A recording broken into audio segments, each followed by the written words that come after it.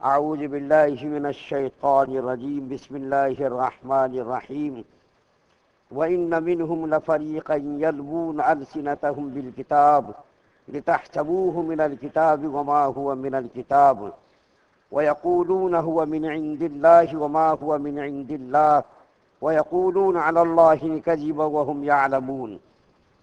اور بے شک ان میں سے بعض ایسے ہیں کہ کج کرتے ہیں اپنی زبانوں کو کتاب پڑھنے میں، تاکہ لوگ اس کو ملائی ہوئی چیز کو بھی کتاب کا جزو سمجھو، حالانکہ وہ کتاب کا جز نہیں، اور کہتے ہیں کہ یہ لفظ یا مطلب خدا کے پاس سے ہے، حالانکہ وہ کسی طرح خدا تعالیٰ کے پاس سے نہیں، اور اللہ تعالیٰ پر جھوٹ بولتے ہیں اور وہ جانتے ہیں۔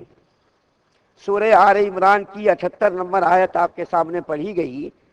اس سے پہلے 77 نمبر کی آیت میں آپ کے سامنے کل ایک حدیث بیان کی گئی تھی، جن میں سے آپ کے سامنے عرض کیا گیا تھا کہ قیامت کے دن اللہ تعالیٰ 3 آدمیوں سے بات نہیں فرمائیں گے، اور نہ ان کی طرف نظر رحمت ڈالیں گے، اور نہ ان کی طرف دیکھیں گے، اور نہ ان کا تزکیہ کریں گے، نہ ان کو پاک صاف فرمائیں گے۔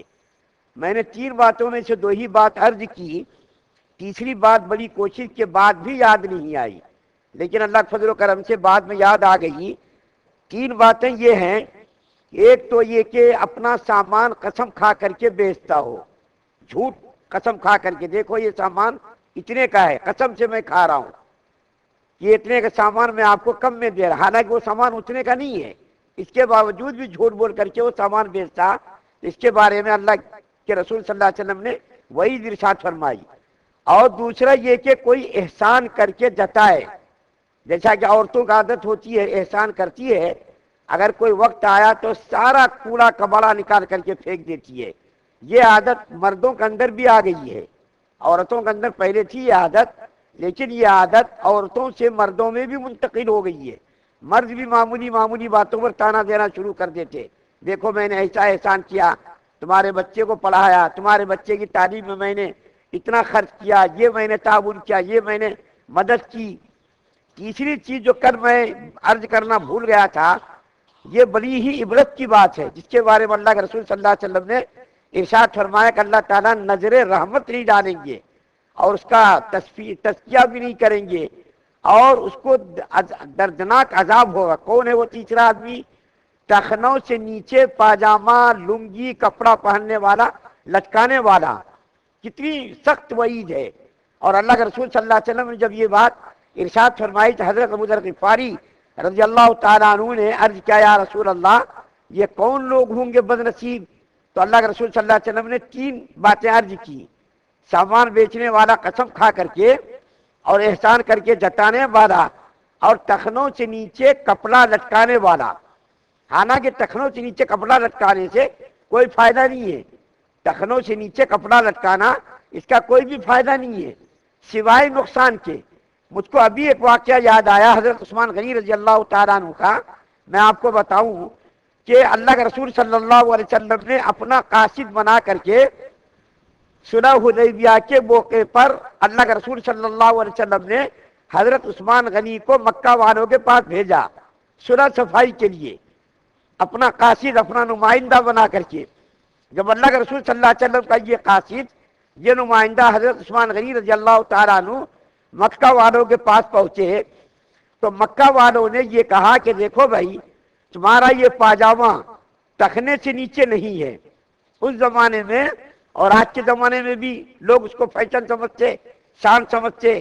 کفار مکہ نے کہا کہ تمہارا پاجامہ ٹخنوں سے اوپر ہے، تمہاری بات کو مکہ کے لوگ، مکہ کے رئیس سردار توجہ سے نہیں سنیں گے، تمہاری بات اسی وقت توجہ سے سنی جائے گی جبکہ تمہارا پاجامہ ٹخنے سے نیچے ہو جائے۔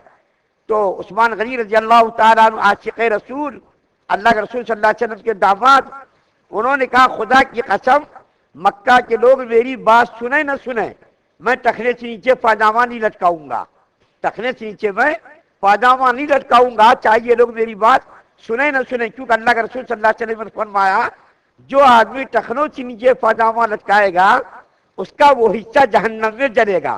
کتنی سخت وعید ہے۔ اور اللہ کے رسول صلی اللہ علیہ وسلم نے فرمایا شب برات اور شب قدر، ان مقدس راتوں میں اللہ تعالیٰ کی رحمتیں جوش میں آتی ہیں اور بہانے بہانے سے اللہ تعالیٰ معاف فرماتے، لیکن ٹخنوں سے نیچے پاجامہ پہننے والوں کی اس مقدس رات میں بھی بخشش نہیں ہوتی، مغفرت نہیں ہوتی۔ آج ہمارے فیشن نے ستیاناش کر دیا، یورپ کی تقلید نے، مغربی تہذیب نے شریعت کو بالکل پسے پشت ڈال دیا۔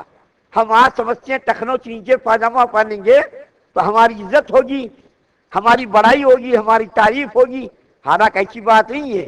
شریعت کے اوپر عمل کرنے میں ہی عزت ہے، اللہ کی رضا کا پروانہ ملے گا اور جہنم سے ہماری حفاظت ہوگی۔ اور ٹخنے سے نیچے پاجامہ پہننے سے تھوڑی دیر کے لیے ہو سکتا ہماری تعریف ہو جائے، کو اچھا کہہ دیں، لیکن اللہ تعالیٰ کے یہاں قیامت کے دن تو بھلا ہونے والا نہیں۔ تو برے کل یہ 77 نمبر کی آیت کا خلاصہ تھا، اور 78 نمبر کا خلاصہ بہت ہی مختصر ہے، وہ یہ کہ یہودی لوگ ایک نئی شرارت کرتے تھے۔ وہ شرارت یہ کرتے تھے، اپنی کتاب جب وہ لوگ پڑھتے تھے تو اپنے ہونٹوں کو ٹیڑھا کر لیتے تھے، منہ کو بنا کر کے اپنی کتاب کی تلاوت کرتے تھے، اور منہ کے ٹیڑھا کرنے کا مقصد یہ ہوتا تھا کہ سننے والا آدمی سمجھے یہ جو پڑھ رہا ہے بالکل یہ سچ ہے۔ ان کا مقصد یہ ہوتا تھا لوگ یقین کر رہے ہیں میری باتوں پر۔ وہ لوگ منہ کو ٹیڑھا کر کے پڑھتے تھے، اس کا مقصد یہ ہوتا تھا سننے والا، سامنے والا اور میرا ماننے والا میری باتوں پر یقین کر لے۔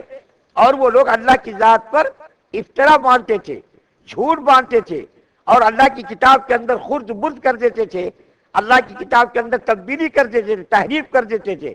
زنا کا حکم اس کے یہاں کیا تھا؟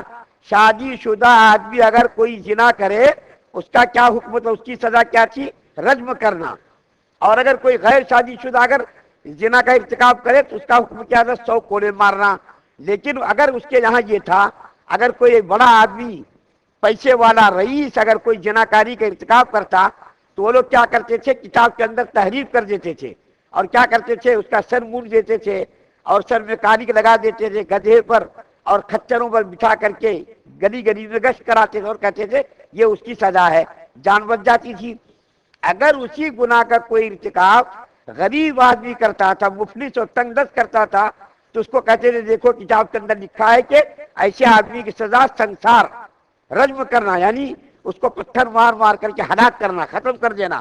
تو بڑا آدمی اگر کوئی کام کرے تو اس کے لیے الگ سزا، چھوٹا آدمی کرے تو اس کے لیے سخت سزا۔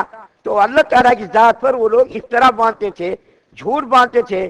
اللہ تعالیٰ 78 نمبر کی آیت کے اخیر میں کہتے ہیں یہ لوگ جو کام کرتے ہیں اور اللہ کی ذات پر افترا باندھتے، جھوٹ بولتے، ان کو معلوم ہے کہ ہم غلط کر رہے ہیں اور غلط بات بول رہے ہیں۔ غلط بات جاننے کے باوجود بھی وہ لوگ کرتے تھے، صرف دنیا کے ہوس کے لیے، مطلب پرستی کے لیے اور رشوت کے لیے۔ لوگ تحفے تحائف دیں، ہدیے کی شکل میں وہ لوگ رشوت قبول کرتے تھے۔ ان کو معلوم تھا کہ ہم غلط کر رہے ہیں، اللہ کے احکام کے خلاف ہم کر رہے ہیں، اور کتاب کے اندر تحریف کر رہے ہیں، تبدیل کر رہے ہیں، رد و بدل کر رہے ہیں۔ تمہارے کل یہودیوں کی شرارت کا 78 نمبر کی آیت میں بھی بیان کیا گیا۔ اللہ سے دعا ہے کہ اللہ تعالی ہم تمام مسلمانوں کو شریعت مطہرہ پر مکمل عمل پیرا ہونے کی توفیق عطا فرمائے۔ سبحان اللہ و بحمدہ، سبحانک اللہم و بحمدک۔